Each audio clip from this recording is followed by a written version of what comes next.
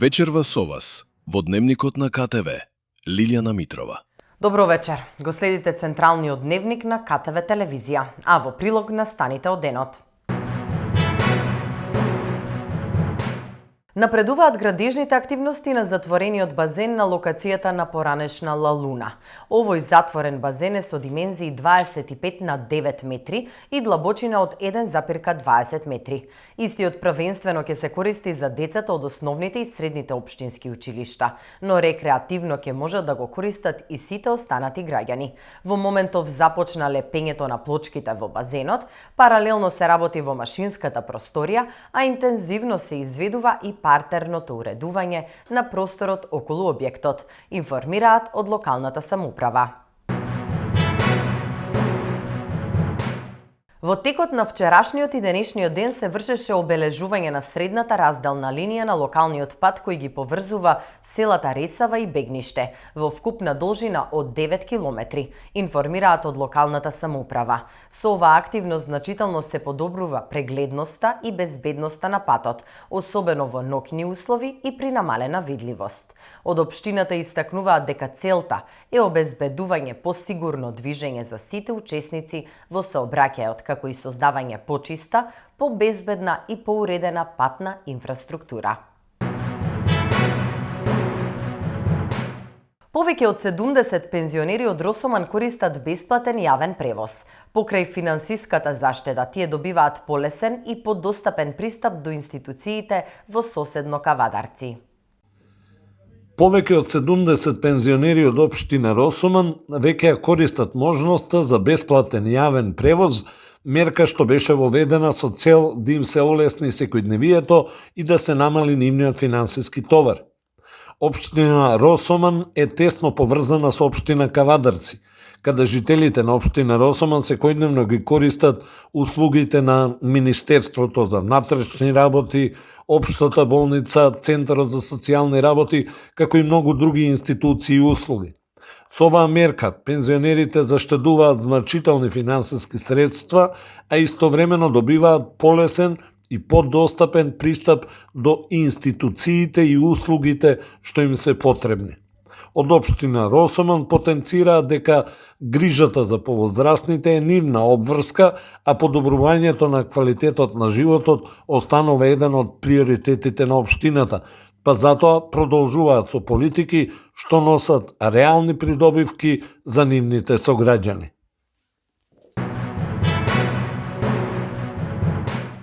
Премиерот Христијан Мицкоски оцени дека владата постигнала значителен напредок во земјоделскиот сектор, посочувајќи дека состојбите денес се значително подобри во споредба со периодот пред една година.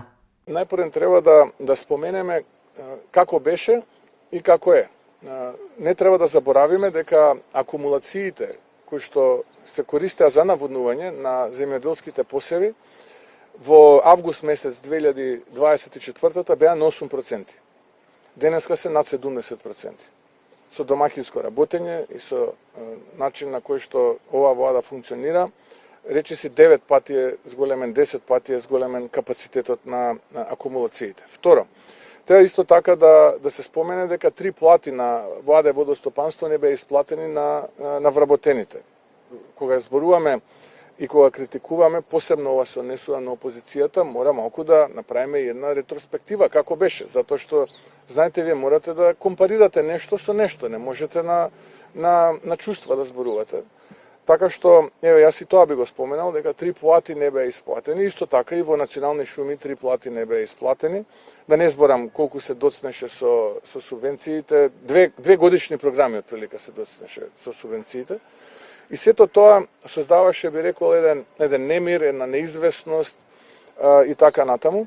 Денеска е состојбата сосема поинаква, се одблокира практично кредитот од КФВ банката од 80 милиони евра за средства кои што ќе се користат за 3 нови проекти во делот на наводнувањето, и мислам дека со проектот Страиште веќе почнуваме да го подготвуваме и тендерот и почнуваме со негова изработка. Зборувам за проект за кој што граѓаните на Македонија 7 години камата плаќале, а ништо не се правило. Сега веќе почнуваме да тоа све го операционализираме, така што кога сето ова ќе се земе во предвид, навистина можеме да кажеме дека има исклучително голем напредок споредено со состојбата која наследивме. Повторно ќе кажам, некои од опозицијата ќе рече, ама добро, тогаш беше така, ние изгубивме избори, ама ние мора да се споредиме со некого. Не можеме на чувства да ги зборуваме работите. Ние мора да кажеме како не чинело и како е сега, за да видиме како да биде подобро. Така што овие политики на оваа влада ќе продолжат и во таа насока, и во делот на лозарството, и кај делот на тутунарите. Од 16 на милиони килограми тутун дојдовме до 26 милиони килограми, од цени од 150-160 денари дојдовме до 420-430 денари за килограм. Кај лозарството исто така од 60 на 70 на милиони килограми дојдовме на 120, очекуваме оваа година да биде родот, 120 милиони килограми. Така што ова се екзактни параметри и ова се бројки пред кои што не може некој да спори, можат само се разбира за лутани квази експерти во фелата да кажуваат поинакви параметри. Акутната фаза на епидемијата се смирува, изјави денеска министерот за здравство Сашо Клековски. Со денешниот ден имаме 109 нови први контакти во Гостивар. Значи бројката се движи од 80 до 125 во последните 4 дена, со тоа што во овој момент не можеме да кажеме колку е тоа редовна состојба, колку е тоа поврзана со епидемијата во Гостивар. Значи за тоа да го направиме мораме да имаме епидемиолошки анкети. Како акутната фаза на епидемијата е во смирување, во консултација со Комисијата за заразни болести решивме да одредиме засилен здравствен надзор за постакутната фаза. Значи, еден алерт до матичните лекари, до здравствените институции во Гостивар, да сега фокусот го стават на следните предизвици. Пред се наследење на хепатит А и Е, меѓутоа и други заразни болести кои може да се јават на опашката на гостиварската епидемија. Во врска со тој засилен здравствен надзор ќе бидат испратени соодветни упатства до Центар за јавно здравје, до здравствените установи, до матичните лекари, а ќе бидат дадени насоки за комуникација со населението.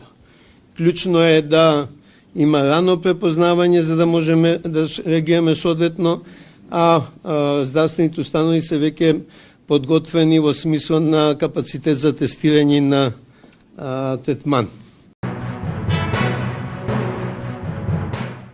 Се уште нема документ за водата во Гостивар, а нови градови се со отровна вода, обвинија од Социјалдемократскиот сојуз на Македонија. Се уште нема официјален документ.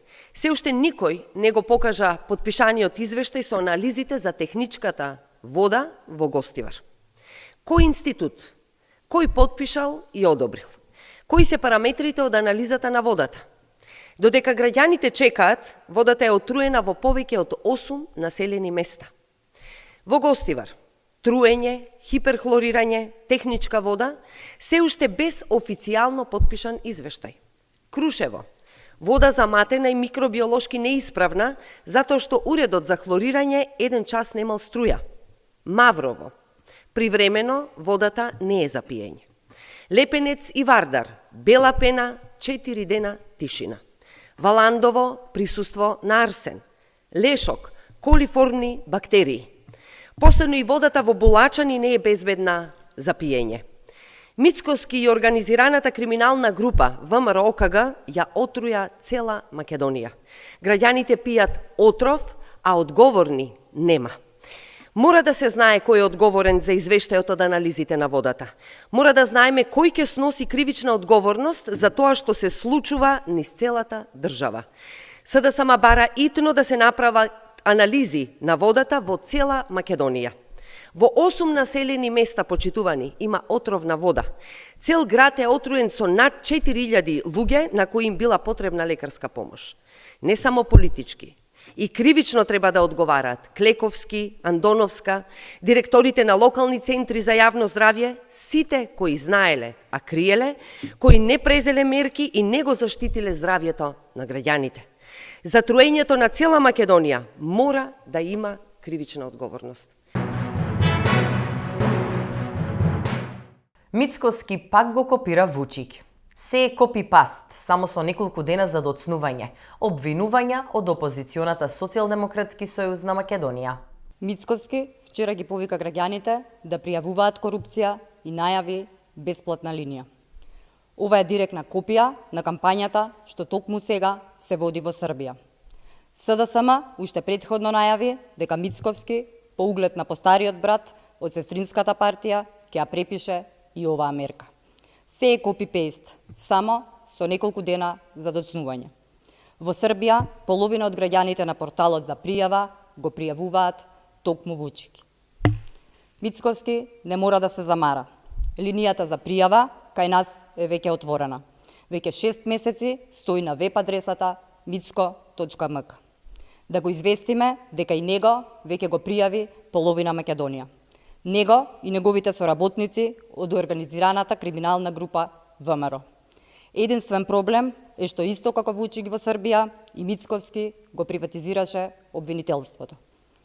Но обвинителот му се јавува на телефон, му се даваат задачи од собраниска говорница или преку медиумите. Затоа се катастрофални извештаите на Европската комисија за судството, каде се констатира мешање во судството и обвинителството, отсуство на реформи, широко распространета корупција и проблематични јавни набавки. Дополнително доаѓа и медиумскиот мрак по истиот рецепт. Групата АЛО, поврзана со Информер и другите провладени медиуми од Србија, пристигнува во Скопје. Повеќе воспоставената медиумска мрежа на над 40% од Орбановите медиуми сега следува уште поголема концентрација на медиумското влијание. Тандемот Латас и Вона Талевска е задолжен да го изгаси медиумското светло во име и за сметка на Мицковски. Мицковски, ова е веќе премногу. Копирањето на Вучик станува смешно. Двојните стандарди на СДС, ДУИ и Таравари повторно испливаа на површина, рече на денешната пресконференција Бране Петрушевски од ВМРО ДПМНЕ. Апелирам да ги мобилизираме што повеќе членовите и да му дадеме подршка на Валбон, порача Филипче во предизборието на повторените локални избори во Гостивар. Филипче во повикот за подршка на Валбон Лимани вели дека партијата има сериозни шанси да биде дел од идната локална власт со цел да се обезбеди подршка за сите граѓани на Гостивар. Ако Филипче заборавил, граѓаните знаат дека ЕСДС е власт во општина Гостивар, заедно со Ахмети и Таравари. ЕСДС, ДУИ и Таравари уште еднаш покажаа дека за нив одговорноста важи само кога станува збор за политички противници. Додека секојдневно бараат оставки и политичка одговорност од сите други, се уште молчат и не бараат одговорност од својот кандидат Валбон Лимани. Локалното раководство, кое раководи со општина Гостивар, а е предводено од ЕСДС, ДУИ и Таравари, не успеа да го реши проблемот со загадената вода, па затоа владините институции мораа да ја земат работата во своји раце и да ја решат кризата во рекорден период. Се обезбеди флаширана вода за граѓаните, се користи повторно водата за техничка употреба, а во наредните денови ќе се обезбеди водата да биде користена и за пиење. Почитувани, токму тоа се двојните стандарди на ЕСДС, ДУИ и Таравари. Кога нивен функционер ќе потврли, нема критика, нема осуда, нема барање за одговорност, туку молк и заштита. Граѓаните гледаат дека за ЕСДС, ДУИ и Таравари принципите важат само кога им одговараат политички. Одговорност не смее да зависи од тоа на која партија и припаѓа некој функционер. Владата предводена од ВМРО ДПМНЕ продолжува со реформи за почиста животна средина и европски стандарди, порачаа на денешната пресконференција од владејачката партија. Владата, предводена од ВМРО ДПМН, продолжува со спроведување на реформите во областа на животната средина со фокус на подобрување на управувањето со отпад, зајакнување на транспарентноста, усогласување на националното законодавство со европските стандарди и обезбедување поквалитетни услуги за граѓаните. Во рамки на реформската агенда, презентирани се активностите што институциите ги спроведуваат за поедноставување на административните постапки и унапредување на услугите за граѓаните и деловната заедница. Извршена е анализа на вкупно 31 административна постапка, од кои 15 постапки ќе бидат поедноставени до крајот на 2026 година, за што веќе се подготвени и конкретни мерки и планови за нивна имплементација. Целта е да се обезбедат побрзи, поедноставни и поефикасни административни услуги, со што ќе се намали административниот товар за граѓаните и компаниите и ќе се подобри пристапот до јавните услуги.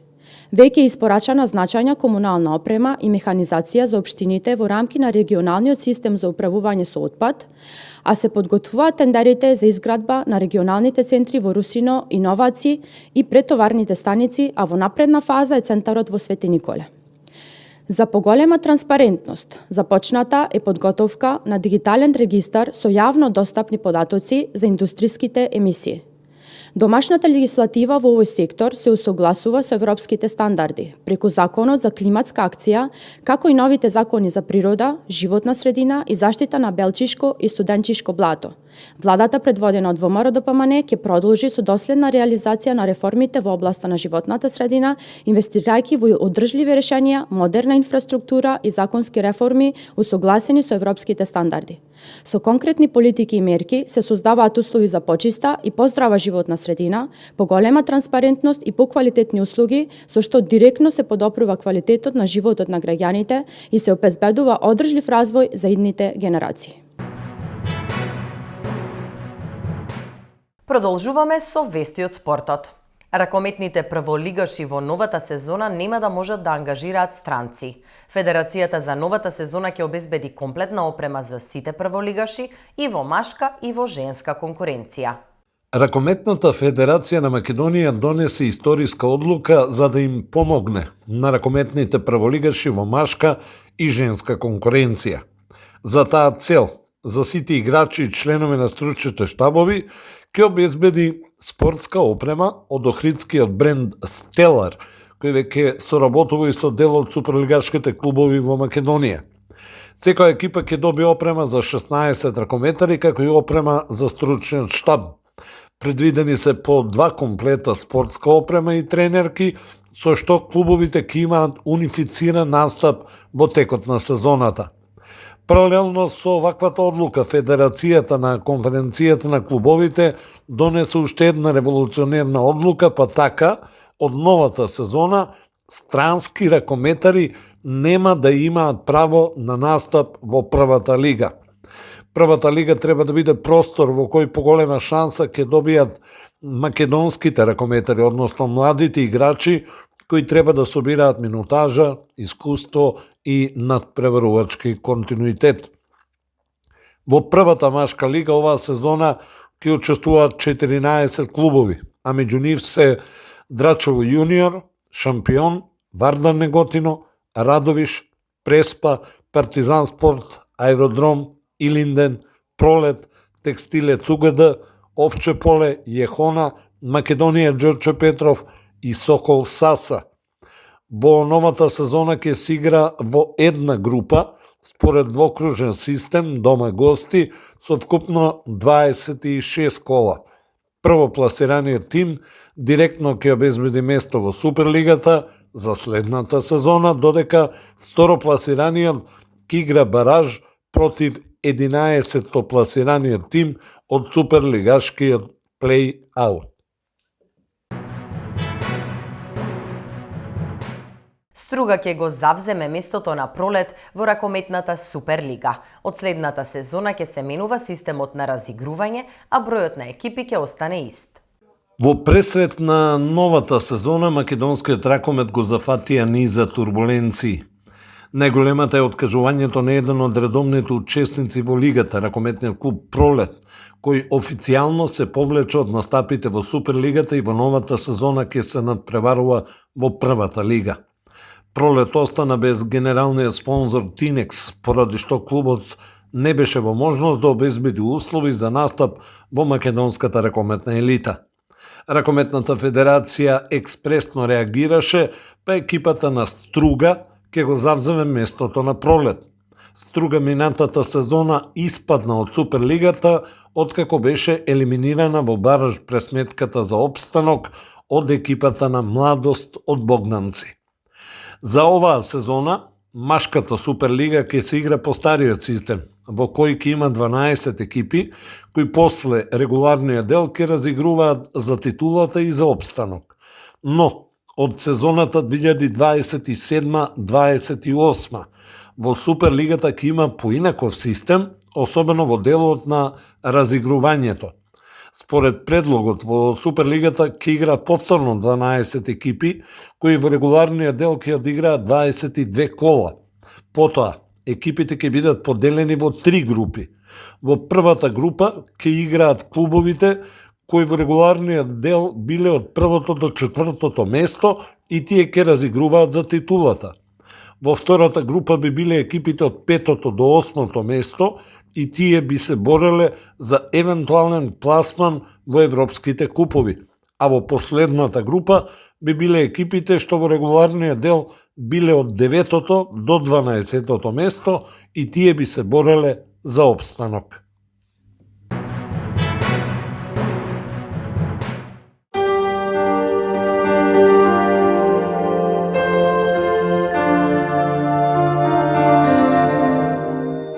И за крај, временската прогноза. Сончево и топло со мала до умерена локална облачност. Ќе дува слаб до умерен променлив ветер. Температурата ќе се движи до 38 степени. Под влијание на топол бран следува период на сончево и многу топло време. Особено топло ќе биде во првата декада од месец август, кога дневната температура локално ќе достигне 40 степени. Почитувани гледачи, овде е крајот на централниот дневник на КТВ телевизија. Ви благодарам што не следевте и ви посакувам пријатна вечер.